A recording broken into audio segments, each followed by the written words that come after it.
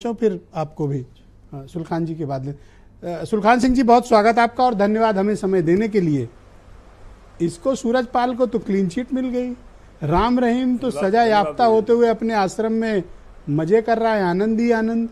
जग्गी वासुदेव का केस देखा, जो रिलीफ नहीं भी मांगी थी सुप्रीम कोर्ट ने तुरंत पहली फुर्सत में रिलीफ दे दी, केस भी एकदम अपने पास बुला लिया, नो इन्वेस्टिगेशन। तो अब तो साफ है कि बाबाओं को विशेषाधिकार है इस देश में।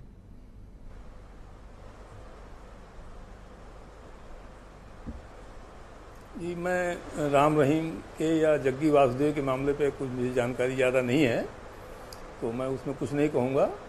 मैं केवल ये हाथरस वाले मामले में तीन बिंदु कहना चाहूँगा।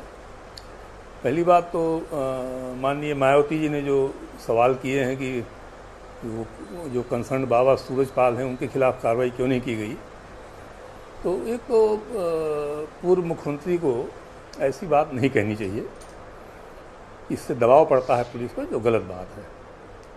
दूसरी बात, उनको ये नहीं भूलना चाहिए कि उनके टाइम पर ही कृपालू जी महाराज, जो प्रतापगढ़ में आश्रम है जिनका, वो साड़ी बांट रहे, वो बर्तन बांट रहे थे लोगों को। कई लोग उसमें, औरतें मारी गई थी और उसमें कृपालू जी महाराज के खिलाफ कोई कार्रवाई नहीं हुई जी। दूसरी घटना उन्हीं के टाइम पे, शायद उन्हीं के टाइम पे हुई थी।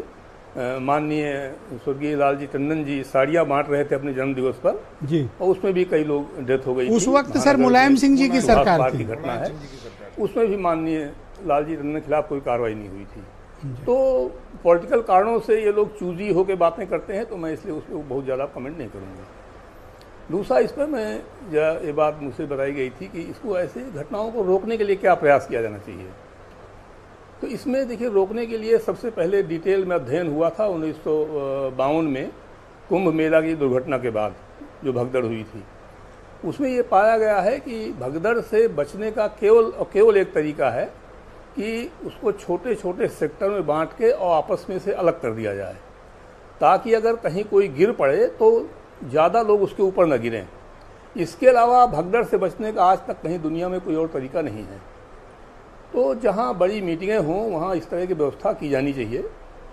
और पब्लिक ऑर्डर सरकार का, राज्य सरकार का विषय है, तो राज्य सरकार को अपने विधायिका से कानून बनाना चाहिए पब्लिक ऑर्डर के बारे में, जो आयोजकों के लिए जिम्मेदारी डाले कि वो परमिशन लें और सहयोग करें प्रशासन का। प्रशासन को अगर उम्मीद हो कि ज़्यादा भीड़ इकट्ठी होगी तो वो सेक्टर बनाए वहाँ पर जी, बैरिकेड करे और ये सुनिश्चित करे कि स्टाम्पीड ना हो। जहाँ तक इस घटना की तफ्तीश की बात है, तो मैं हमेशा मेरा मानना रहा है कि पुलिस को अपना काम इंडिपेंडेंटली कर देना चाहिए।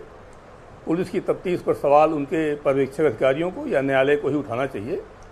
बाहरी लोग, अगर प्रभावशाली लोग सवाल उठाते हैं तो इससे दबाव बनता है, उसकी विवेचना निष्पक्ष नहीं होती है। तो मैं इस मामले में इससे ज़्यादा मैं कुछ नहीं कहूँगा। जो भी केस है वो कोर्ट में जाएगा और ये कोर्ट का अधिकार है कि वो पर सर कमी निकाले, दोबारा मीडिया बिल्कुल सवाल उठा सकती है। हम पुलिस इन्वेस्टिगेशन, पुलिस के जांच के तरीके पर बिल्कुल सवाल उठा सकते हैं।